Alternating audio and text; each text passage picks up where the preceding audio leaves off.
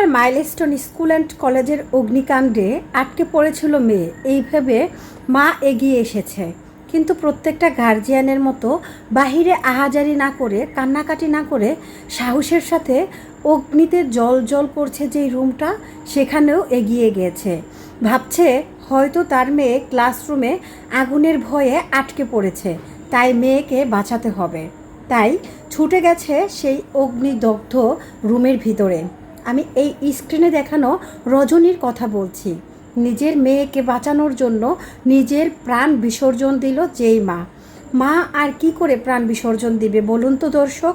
কারণ মায়েদের প্রাণ তো সন্তানের দেহের ভিতরেই বন্দি থাকে। সন্তানই মায়ের প্রাণ ভ্রমরা। যখন সন্তান আগুনে দগ্ধ অবস্থায় বন্দি থাকে, যখন কোনো মা ভাবে আমার সন্তান জ্বলছে, আমার সন্তান চিৎকার করছে, কোনো মা কি আর বসে থাকতে পারে না। ঠিক তেমনি এই রজনীও আর বসে থাকতে পারেনি। আগুনে জল জল করা রুমের মধ্যে এগিয়ে গিয়েছিল। যখন সবাই চিৎকার চেঁচামেচি করছিল সবাইকে বাঁচানোর জন্য, তখন রজনী চেষ্টা করেছে হয়তো সে ছুটে গেলে তার মেয়েকে সে বাঁচাতে পারবে। কিন্তু নিয়তির এ কেমন খেলা বলুন তো দর্শক?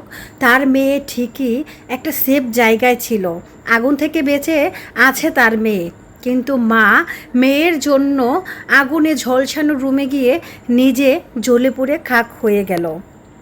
শরীরের অনেকটা অংশই রজনীর পুড়ে গেছে, আর তার সেই ক্ষত বিক্ষত পোড়া ঝলসে যাওয়া দেহটাকে ডাক্তাররা চট্টগ্রামের সিএমএস ব্রান ইনস্টিটিউটে রেফার করেছে, সেখানে নিয়ে গেছে।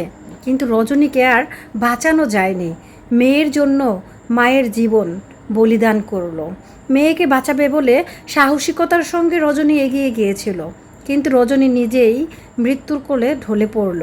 নিজের মেয়ের কথা চিন্তা করলো, কিন্তু নিজের জীবনের কথা চিন্তা করলো না। মায়েরা মনে হয় এমনই হয়। একটা রজনী শুধু মরে যায়নি, একটা পরিবার ধ্বংস হয়ে গেল। রজনী তার স্বামীকে নিঃসঙ্গ করে, 3টা সন্তানকে এতিম করে এই পৃথিবীর মায়া ত্যাগ করে চলে গেল। মেয়েটা ঠিকই বেঁচে আছে। মেয়েটা অগ্নিদাহের আগেই কোনো একটা সেফ জায়গায় চলে এসেছিল, তাই মেয়েটার আল্লাহর রহমতে কোনো ক্ষতি হয়নি। কিন্তু রজনী আর আমাদের মাঝে নেই। সে একজন মা, একজন যোদ্ধা, যে কিনা হাসতে হাসতে নিজের মেয়ের বিপদের কথা শুনে দৌড়ে গিয়েছিল মেয়েকে বাঁচানোর জন্য। নিজের মেয়ের জন্য আগুনে ঝাঁপ দিতেও একবারও পিছুপা হয়নি। মায়েরা এমনই দর্শক। তাই কখনো মাকে অপমান করবেন না, অবহেলা করবেন না।